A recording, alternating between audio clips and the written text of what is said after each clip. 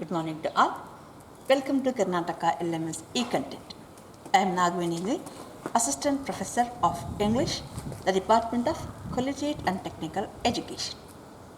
In today's class, I am going to give you a brief introduction to the novelist Charles Dickens, whose novel The Hard Times has been prescribed to you by the University of Mysore to the second year BA Optional English 4th semester CBCS course 2020-21.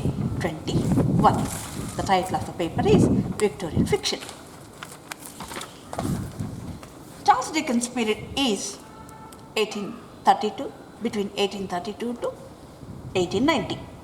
He was born in 1812 near Portsea. His father was a clerk in the Navy Pay Office. In 1814, his family moved to London. Because of the poverty, Charles Dickens had to remain out of the school and he was sent to work at Warren's blacking factory.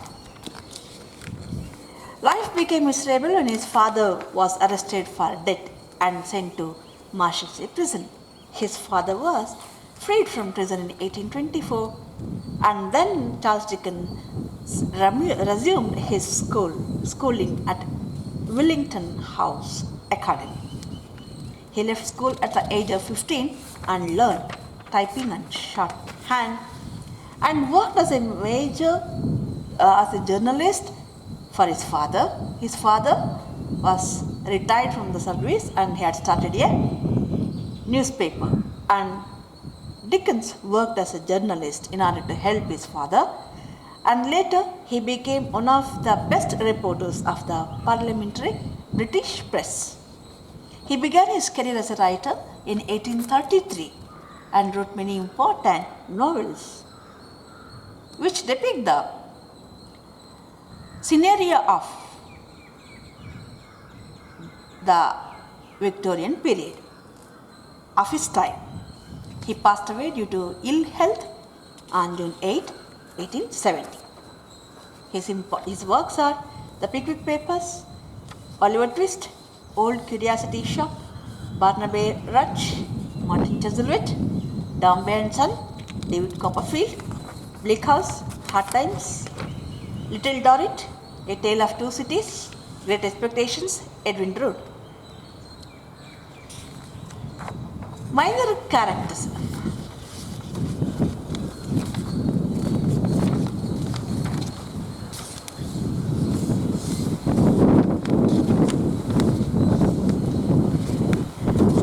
Themes of Hard Times. The novel Hard Times has been described to you. Let us see what themes are described in the novel, and what themes the novel is based on. Here in this novel Hard Times, we see the fusion of motives. ಹಲವು ಉದ್ದೇಶಗಳು, ಲೇಖಕರ ಹಲವು ಉದ್ದೇಶಗಳನ್ನು ಒಟ್ಟಿಗೆ ಒಂದೇ ಕಾದಂಬರಿಯಲ್ಲಿ ತರಲಿಕ್ಕೆ ಪ್ರಯತ್ನ ಪಟ್ಟಿದ್ದಾರೆ. It's a classic of Dickens. Hard ಟೈಮ್ಸನ್ನು ಡಿಕನ್ಸ್ ಅವರ ಕ್ಲಾಸಿಕ್, ಅತ್ಯುತ್ತಮವಾದ ಶ್ರೇಷ್ಠವಾದ ಕೃತಿ ಅಂತ ಕರೀತಾರೆ. It has no single purpose but a number of motives. Because ಒಂದೇ ಉದ್ದೇಶ ಇಲ್ಲ ಈ ಕಾದಂಬರಿಯ ಹಿಂದೆ. It has more than one motives. The chief purpose of the novelist is to provide delight and recreation to his readers. ಮುಖ್ಯವಾದ ಉದ್ದೇಶ ತನ್ನ ಓದುಗರಿಗೆ ಒಂದು ರೀಕ್ರಿಯೇಷನ್, ಸಂತೋಷವನ್ನು ಕೊಡಲಿಕ್ಕೆ, ಮನೋರಂಜನೆ ಕೊಡಲಿಕ್ಕೆ. ಯೆಟ್ ಈ has a moral purpose too, ಒಂದು ನೈತಿಕ ಉದ್ದೇಶ ಕೂಡ ಇದೆ. He recommends Christian values of simplicity, honesty, earnestness and straightforwardness as against the hypocrisy and sham and upholds truth as against falsehood. Christian values, ಒಂದು moral purpose ಕೂಡ ಇದೆ ಅವರಿಗೆ. Christian ವರ್ಚೂಸ್ ಅಂತ ಇದೆಯಲ್ಲ, ಆ ಕ್ರೈಸ್ತ ಧರ್ಮದವರ ಒಂದು ಗುಣಗಳು, ಧಾರ್ಮಿಕ ಗುಣಗಳು ಅಂತ ಹೇಳ್ತಾರಲ್ಲ, ಸಿಂಪ್ಲಿಸಿಟಿ, ಸರಳತೆ, ಪ್ರಾಮಾಣಿಕತೆ, honesty, earnestness and straight forwardness. ಹಿಪೋಕ್ರಿಸಿ ಅಂದರೆ ಗೋಸುಂಬೆತನ, ಬಣ್ಣ ಬದಲಾಯಿಸೋದು, ನಾಟಕ ಆಡೋದು. ಶಾಮ್, ಮೋಸ, ವಂಚನೆ, ಇವುಗಳನ್ನು ಅವರು ಖಂಡಿಸ್ತಾರೆ. And he upholds truth against falsehood. ಆ ಮೋಸದ ವಂಚನೆಯ ಬದುಕಿನ ವಿರುದ್ಧ ಸತ್ಯವನ್ನು ಎತ್ತಿ ಹಿಡಿತಾರೆ. And another theme is reflection on industrial ugliness. ಆಗ ಕೈಗಾರಿಕಾ ಕ್ರಾಂತಿ ಪ್ರವರ್ಧಮಾನಕ್ಕೆ ಬರ್ತಿದ್ದಂಥ ಕಾಲ, ಕೈಗಾರಿಕೆಗಳ ಯುಗ ಅಂತಲೇ ಕರೀತಾರೆ. How that industry, growth of industry created slums, ugly face of London ಅನ್ನೋದನ್ನು ಇಲ್ಲಿ ಚಿತ್ರಿಸ್ತಾರೆ. ಹೇಗೆ ಲಂಡನ್ನ ಬದುಕನ್ನು ಕೈಗಾರಿಕೆಗಳ ಉಗಮ ಪ್ರಗತಿ ವಿರೂಪಗೊಳಿಸ್ತು ಅನ್ನೋದನ್ನು ಇಲ್ಲಿ ಚಿತ್ರಿಸ್ತಾರೆ. It shows how the machine age or industrialization has caused havoc to English society. English ಸೊಸೈಟಿಯಲ್ಲಿ ಒಂದು ರೀತಿಯ ಕೋಲಾಹಲವನ್ನು ಅದು ಹೇಗೆ ಎಬ್ಬಿಸ್ತು ಅನ್ನೋದನ್ನು ಕೈಗಾರಿಕಾ ಕ್ರಾಂತಿ ಇಲ್ಲಿ ತೋರಿಸ್ತಾರೆ. He exposes the hollow callousness of an industrial system which tormented the power to profit the rich.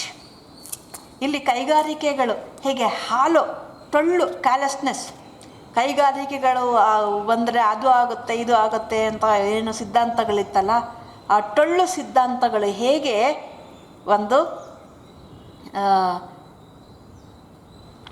ಆ ಟೊಳ್ಳು ಸಿದ್ಧಾಂತಗಳ ಆಧಾರದ ಇಂಡಸ್ಟ್ರಿಯಲ್ ವ್ಯವಸ್ಥೆ, ಕೈಗಾರಿಕಾ ವ್ಯವಸ್ಥೆ, how it tormented the poor people for the profit of the rich, to the profit of the rich. ಶ್ರೀಮಂತರ ಲಾಭಕ್ಕಾಗಿ ಹೇಗೆ ಬಡ ಜನರು ಶೋಷಣೆಗೊಳಗಾದರು, ಹಿಂಸೆಗೊಳಗಾದರು ಅನ್ನೋದನ್ನು ಈ ಕಾದಂಬರಿಯಲ್ಲಿ ಯಥಾವತ್ತಾಗಿ ಚಿತ್ರಿಸ್ತಾರೆ. ಹಿ ಎಂಫಸೈಸಸ್ ದ ಎಗೋಟಿಸಮ್ ಆಫ್ ಎಂಪ್ಲಾಯರ್ಸ್. ಆ ಕೆಲಸವನ್ನು ಕೊಡ್ತಕ್ಕಂಥ ಎಂಪ್ಲಾಯರ್ಸ್ ಅವರ ಈಗೋಟಿಸಮ್, ಅಹಂ ಏನಿರುತ್ತೆ, ಹೂ ಟುಕ್ ಶೆಲ್ಟರ್ ಬಿಹೈಂಡ್ ಅನ್ ಇನ್ಹ್ಯೂಮನ್ ರ್ಯಾಷನಲಿಸಮ್. ಅವರ ಈಗೋಟಿಸಮ್ಗೆ ಕಾರಣ ಏನು, ನಾವು ಹೀಗೆ ಇರಬೇಕು ಅಂತ ಹೇಳೋದು, ಅದನ್ನು ರ್ಯಾಷನಲಿಸಮ್ ಅಂತ ಕರೀತಾರೆ ಅವರು. ಅದನ್ನೇ ಅವರು ವೈಚಾರಿಕತೆ, ಅವ್ರ ಇನ್ಹ್ಯುಮ್ಯಾನಿಟಿನೇ ವೈಚಾರಿಕತೆ ಅಂತ ಅವರು ಕರ್ಕೊಳ್ತಾರೆ. ಗಾಂಧೀಜಿಯವರು ಅದನ್ನೇ ಹೇಳ್ತಾರೆ ನಮಗೆ. ಗುಡಿ ಕೈಗಾರಿಕೆಗಳು, ಅವ್ರ ಬೃಹತ್ ಕೈಗಾರಿಕೆಗಳ, ಗಾಂಧೀಜಿಯವರ ನೀವೆಲ್ಲ ಕೃತಿಗಳನ್ನ ಓದಿದಾಗ ನಮ್ಗೆ ಗೊತ್ತಾಗುತ್ತೆ, ಗಾಂಧೀಜಿ ಮಹಾ ಆಧುನಿಕ ಮನುಷ್ಯ ವೈಚಾರಿಕವಾಗಿ. ಆದರೆ ಆರ್ಥಿಕವಾಗಿ ಬಹಳ ಮೂಲತಃವಾಗಿ ಅವರು ಭಾರತೀಯರು. ಅವರು ಬೃಹತ್ ಕೈಗಾರಿಕೆಗಳನ್ನ ಯಾಕೆ ಅವರು ವಿರೋಧಿಸಿದ್ರು ಅಂತಂದರೆ, India had chosen agriculture, not industry or machines or luxury. It had chosen to lead life as an grow as an agricultural country. Agriculture means poverty. Poverty means simplicity. Why? Because India is a nation of manpower. ಮಾನವ ಸಂಪನ್ಮೂಲ ಅಧಿಕವಾಗಿದ್ದಂಥ ದೇಶ. ಈ ಮಾನವ ಸಂಪನ್ಮೂಲಗಳನ್ನು ಬಳಸಿಕೊಂಡು ಇಲ್ಲಿ ಬದುಕನ್ನು ಹಸನು ಮಾಡ್ಕೊಳ್ತಕ್ಕಂಥ ಒಂದು ಕೈಗಾರಿಕೆಗಳು ಅಂತಲೇ ಗುಡಿ ಕೈಗಾರಿಕೆಗಳು. ಕೈಗಳಿಗೆ ಉದ್ಯೋಗ ಕೊಡಬೇಕು, ಉದ್ಯೋಗ ಕೊಟ್ಟರೆ ಹೊಟ್ಟೆ ತುಂಬುತ್ತೆ ಅನ್ನೋದು. ಅದಕ್ಕೆ ಅವರು ಬೃಹತ್ ಕೈಗಾರಿಕೆಗಳ ವಿರೋಧಿಯಾಗಿದ್ದರು.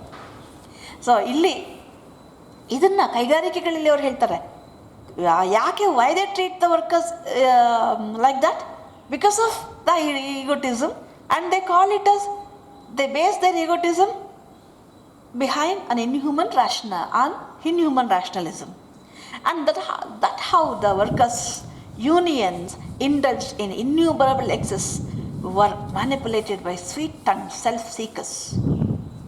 and ಹೇಗೆ ವರ್ಕರ್ಸ್ ಯೂನಿಯನ್ಸ್ ಅಲ್ಲಿದ್ದಾವೆ, ಕಾರ್ಮಿಕ ಸಂಘಟನೆಗಳಿದ್ದಾವೆ, but those unions were indulged in innumerable excess, were manipulated, though there were many workers unions. They were manipulated by the sweet-tongued self-seekers. ಆ ನಾಯಕರುಗಳು ಕೂಡ ಸೆಲ್ಫಿಶ್ ಪೀಪಲ್ ಆಗಿದ್ರು ಅಷ್ಟೇ.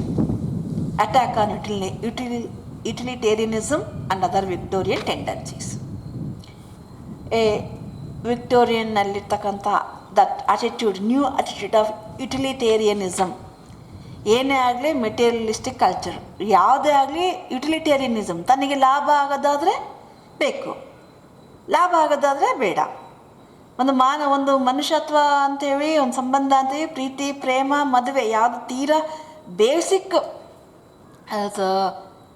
Feelings of life, needs of life, they were also considered from the point of view of utilitarianism. ಒಂದು ಸ್ನೇಹ ಮಾಡಬೇಕು, ಪ್ರಯೋಜನ ಆಗಬೇಕು, ಏನು ಲಾಭ?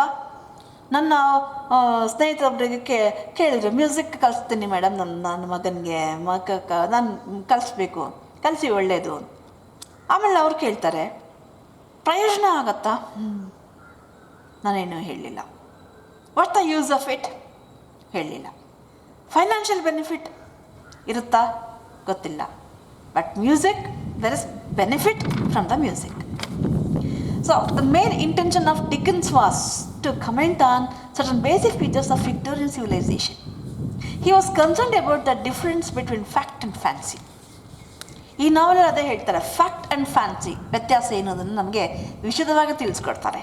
He seems to demonstrate that mere fact or logic, any method of ruling conduct or affairs which lacks sympathy.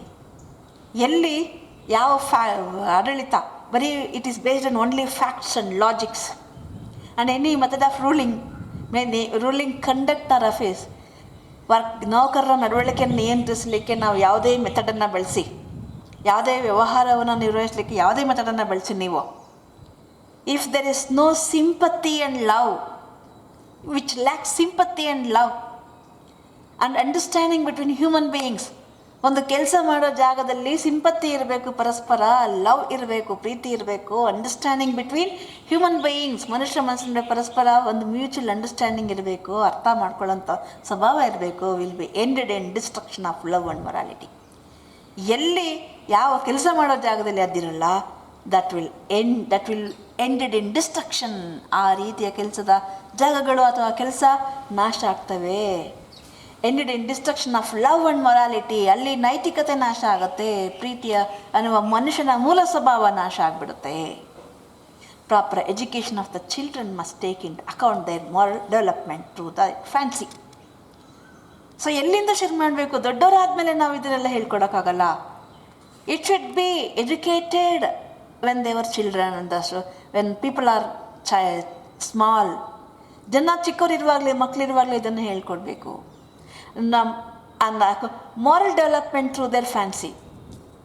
ಕತೆ, ಕಾದಂಬರಿ, ಹಾಡು ಎಲ್ಲ ಏನಕ್ಕಿರೋದು? ಸುಮ್ಮನೆ ಓದ್ಕೊಳಕ್ಕಲ್ಲ. ಥ್ರೂ ದ್ಯಾಟ್ ಒಳಗಡೆ ಇಂಟರ್ನಲ್ ಪರ್ಸ್ನಾಲಿಟಿ ಎವಲ್ಯೂಷನ್ ಆಗ್ತಾ ಇರುತ್ತೆ. ಅದನ್ನೇ ಹೇಳೋದು ಎಜುಕೇಷನ್ ಅಂದಾಗ sound mind in a sound body ಅಂತ. ಬರೀ ದೇಹನೆಲ್ಲ ಬೆಳೆಸೋದು, ಒಳಗಡೆ ಇರ್ತಕ್ಕಂಥ ಮೈಂಡ್ ಕೂಡ ಸೌಂಡಾಗಿರಬೇಕು, ಆರೋಗ್ಯವಾಗಿರಬೇಕು.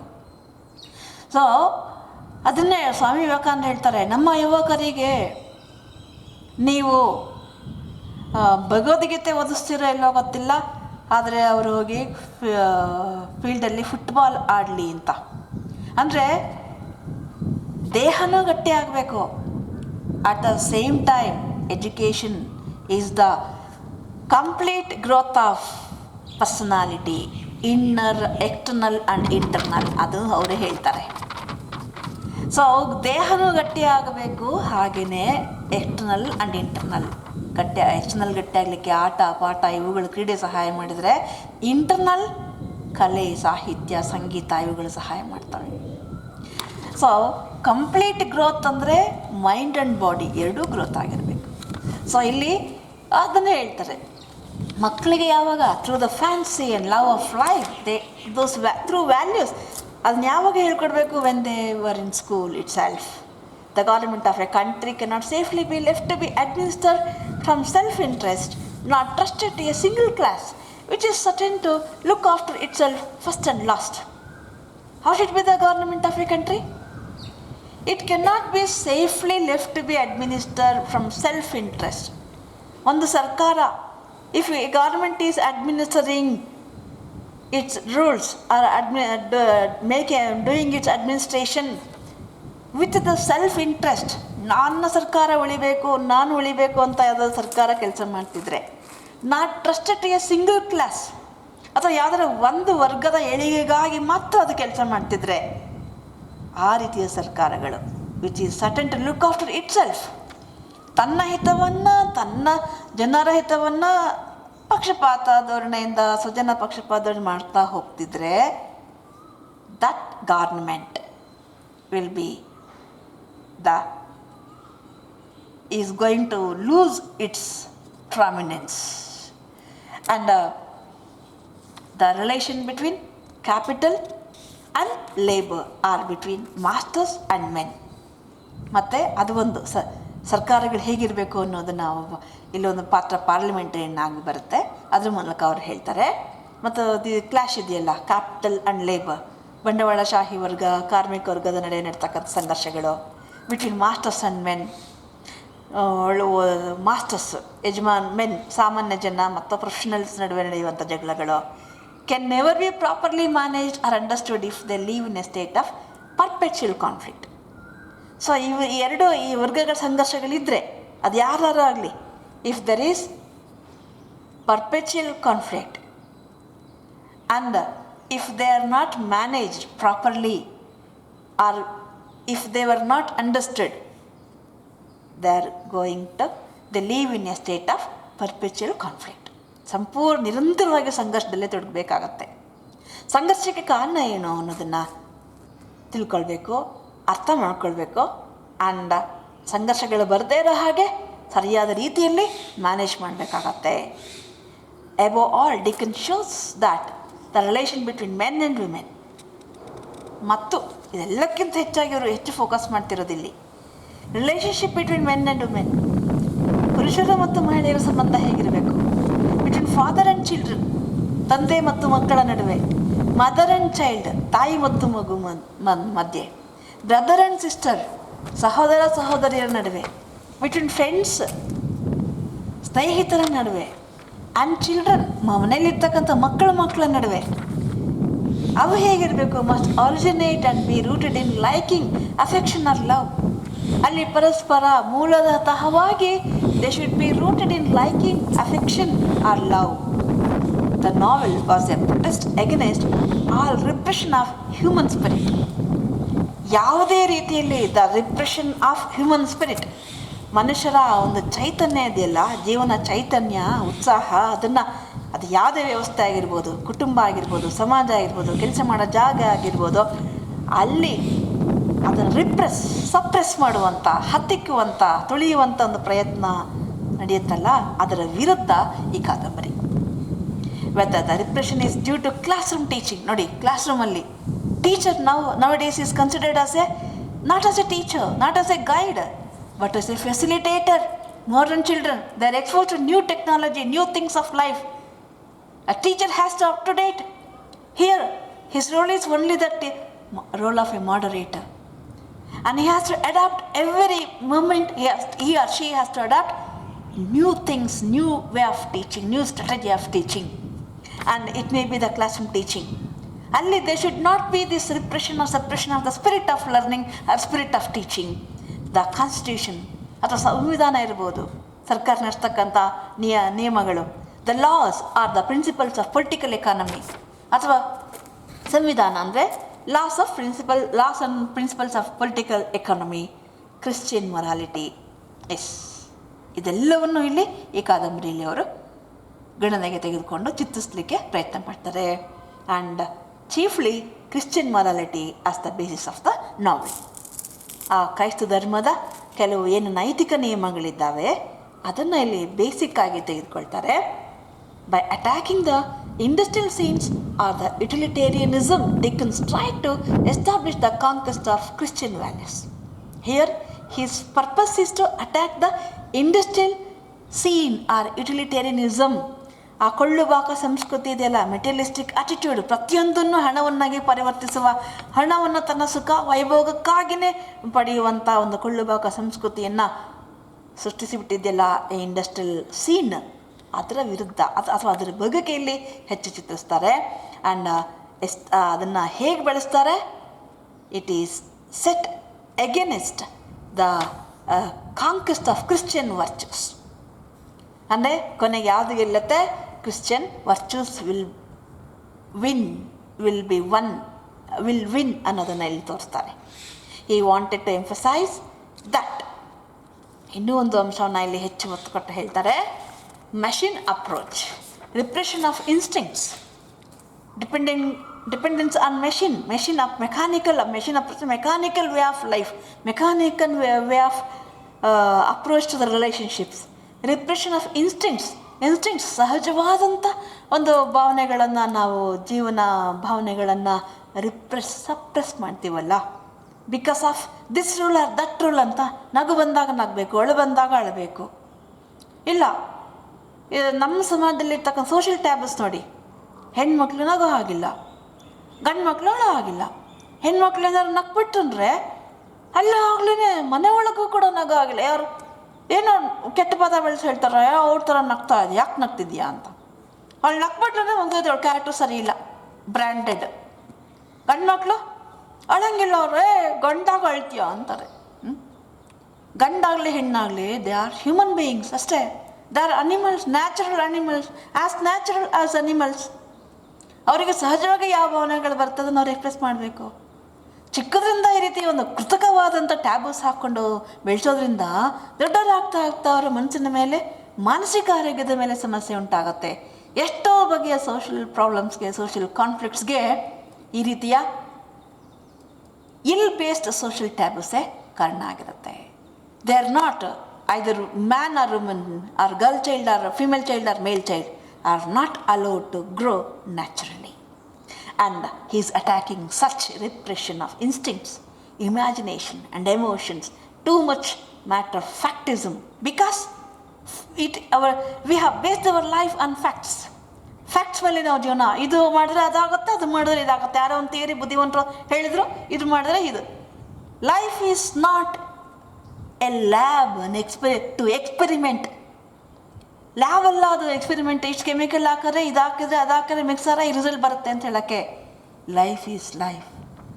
Here ups and downs R possible, errors R possible, and man is Born with not conscience, consciousness. There is a lot of difference between conscience and consciousness, and we should not suppress his natural instincts, instinctive feelings, attitudes. Materialism are harmful to the growth of human virtues. ಏನಾಗತ್ತಾಗ they are harmful to the natural growth of human virtues. ತಾನೇನಾಗಬೇಕು, ಯಾವ್ದು ಸರಿ ಯಾವ್ದು ತಪ್ಪು ಅಂತ ನಮಗೆ ಗೊತ್ತಿರುತ್ತೆ. ಒಂದು whether he is a man or woman.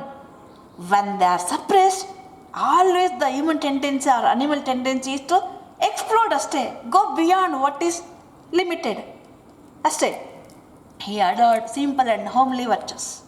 ಸರಳವಾದಂಥ ಆ ಭಾವನೆಗಳಿದೆಯಲ್ಲ, homely virtues, such as goodness and honesty. ಒಳ್ಳೆಯವರಾಗಿರಬೇಕು, ಪ್ರಾಮಾಣಿಕವಾಗಿರಬೇಕು. And abhorred and satirise hypocrisy. ಆ ಹಿಪೋಕ್ರೆಸಿ, ಶಾಮ್ನೆಸ್ ಅಂತ ಇದೆಯಲ್ಲ, ಅದನ್ನು ಅವನಿಲ್ಲಿ ಅಬಾರ್ಡ್, ಅಸಹ್ಯ ಪಡ್ತಾನೆ, ದೂರ ಇಡ್ತಾನೆ. ಆ್ಯಂಡ್ ಶ್ಯಾಮ್, ಹಿಪೋಕ್ರಸಿ ಅಂದರೆ ನಾವು ಕನ್ನಡದಲ್ಲಿ ಗೋಸಂಬೆತನ ಅಂತೀವಲ್ಲ, ನಾಟಕ ಆಡೋದು, ಮುಂದೆ ಒಂದು ಹಿಂದೆ ಒಂದು ಅಂತೀವಲ್ಲ, ಅದು. Sham on whatever level it appeared. The setting of Hard times.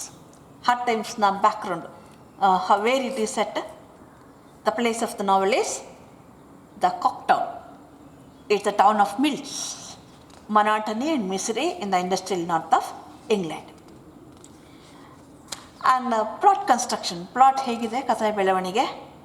The plot of Hard Times is tightly organized, very well constructed. There are no digressions or unnecessary details. 3 threads of the plot. Plot, ಕಥೆಯ ಬೆಳವಣಿಗೆ ಹೇಗಿದೆ ಅಂತಂದರೆ ತುಂಬ ಟೈಟಾಗಿ, ಎಲ್ಲೂ diversions ಇಲ್ಲದೆ, ಅತಿ ಪಾತ್ರಗಳಿಲ್ಲದೆ, ಅಥವಾ ಅತಿಯಾದಂಥ ಕಥೆಗಳ ಮೇಲೆ ಕಥೆಯೊಳಗೊಂದು ಕಥೆ ಆ ರೀತಿಯ ಬೆಳವಣಿಗೆಗಳಿಲ್ಲ. ಒಂದು single plot, tightly constructed, no digressions, no unnecessary characters, unnecessary details. But 3 ಎಳೆಯಲ್ಲಿ ನಾವು ಕಥೆಯನ್ನು ನೋಡ್ತೀವಿ. ಒಂದು, there are 3 separate plot consequences in the novel. Separate plot consequences ಇದೆ. ಒಂದು, ಸಂದರ್ಭಗಳು. Main action centres round Thomas Gradgrind. ಮುಖ್ಯ ಪಾತ್ರ ಥಾಮಸ್ ಗ್ರಾಡ್ವಿಂಟ್, ಅವನ ಕತೆ. A retired wholesale merchant who becomes a member of parliament.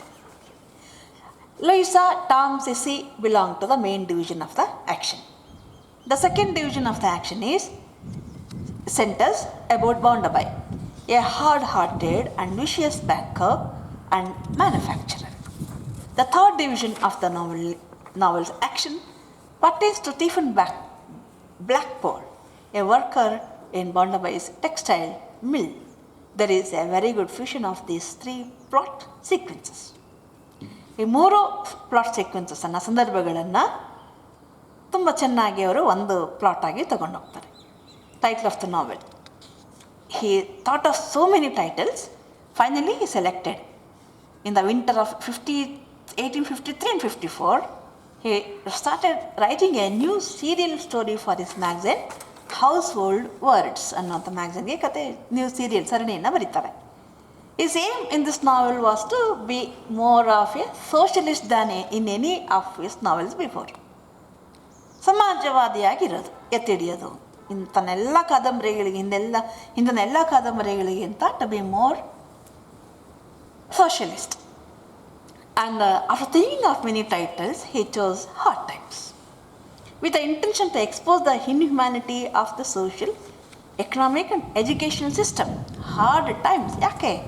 It has a purpose to serve, to expose the inhumanity of social, economics and educational system that emphasized statistics and impersonal laws, excluding altogether tender impulses. ಸಾಮಾಜಿಕವಾಗಿ, ಆರ್ಥಿಕವಾಗಿ, ಶೈಕ್ಷಣಿಕವಾಗಿ ಬರೀ ಅಂಕಿಅಂಶಗಳು, impersonal loss, ಮನುಷ್ಯರಿಗೆ ಅನ್ವಯ ಆಗದೆ ಇರತಕ್ಕಂಥ ಕಾನೂನುಗಳನ್ನು ಅನ್ವಯಿಸಿ ಅಲ್ಲಿರ್ತಕ್ಕಂಥ ಮಾನವೀಯವಾದಂಥ ಮೃದುವಾದಂಥ ಇಂಪಲ್ಸಸ್, ತುಡಿತಗಳನ್ನು ನಾಶ ಮಾಡಿಬಿಟ್ರಲ್ಲ, ಅದು ಎಷ್ಟು ಕಷ್ಟ ಆಯಿತು ಜನರಿಗೆ ಅನ್ನೋದನ್ನು ತೋರಿಸೋದಾಗಿದೆ. How hard it was to live in such a period, in such an environment ಅನ್ನೋದು ಕಥೆಯ ವಸ್ತು, ಕಾದಂಬರಿಯ ವಸ್ತು. ಅದಕ್ಕೆ ಈ ಟೈಟ್ಲನ್ನು ಚೂಸ್ ಮಾಡ್ತಾರೆ.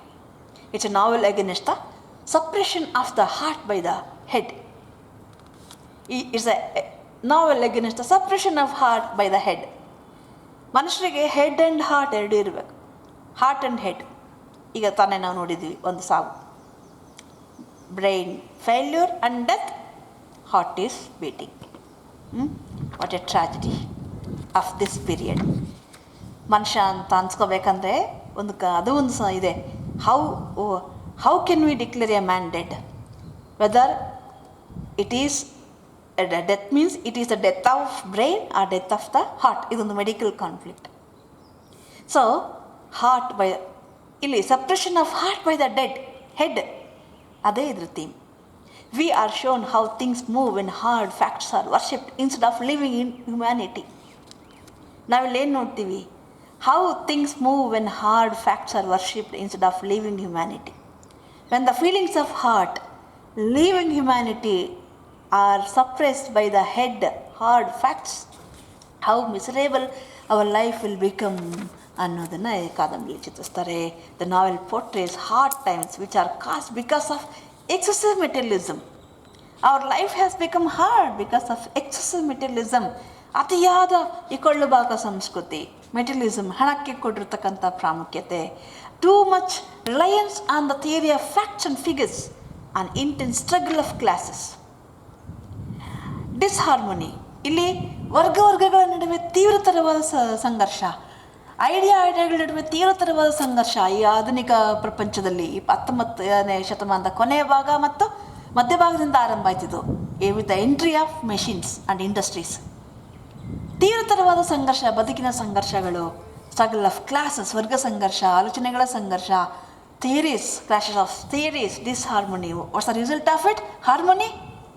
ನಮ್ಮ ಏನ್ಷಿಯಂಟ್ಸ್ ನಾವು ಲಿಟ್ರೇಚರ್ಸ್ ಓದೋ ಗೊತ್ತಾಗುತ್ತೆ.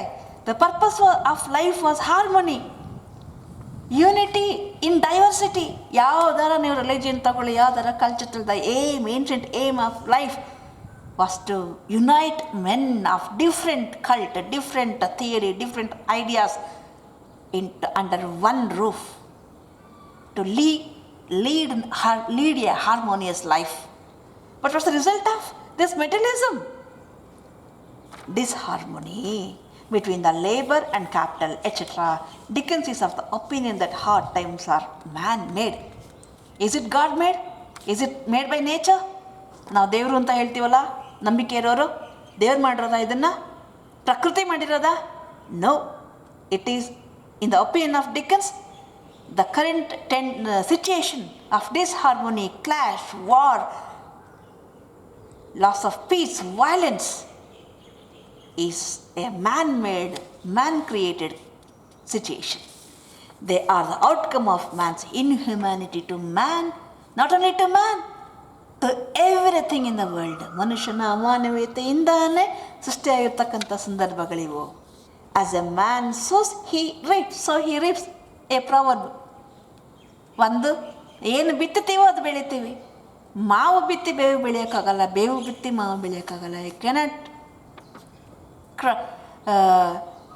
get the mango out of the seed of neem. And this idea is propounded in the titles of 3 sections of the novel. The novel has 3 sections, 3 ಭಾಗ ಇದೆ. ಅದನ್ನು ಈ ಐಡಿಯಾನ ಅಲ್ಲಿ ಅವರು ಹೇಳ್ತಾರೆ. Sowing, what we sow we reap. Sowing in the sense of agriculture, what we sow grain, ಕಾಳುಗಳನ್ನ ಬಿತ್ತುತ್ತೀವಿ. ಕಾಳು ಬೆಳೆದಾಗ ಏನಾಗುತ್ತೆ, ರೇಪಿಂಗ್ ಬರುತ್ತೆ. ಏನು ಬರುತ್ತೆ, ಬೆಳೆ ಕಾಳು ಬರುತ್ತೆ, ರೇಪಿಂಗ್ ಆ್ಯಂಡ್ ಗಾರ್ನರಿಂಗ್. ಅಷ್ಟೇ, ನಾವು ಅದನ್ನು ಪಡ್ಕೊಳ್ತೀವಿ. ಅದ್ರ ರಿಸಲ್ಟ್ ಏನಾಗುತ್ತೆ, garnering. In contrast to the images of agriculture, there are the images of industry. What we sow, industry. What we reap, machine. What we get, garner, smoke. That's all. I think you have understood this brief explanation of the themes of hard times. And if you have any question or query, post it in the comment box or to the group. Take care. Bye.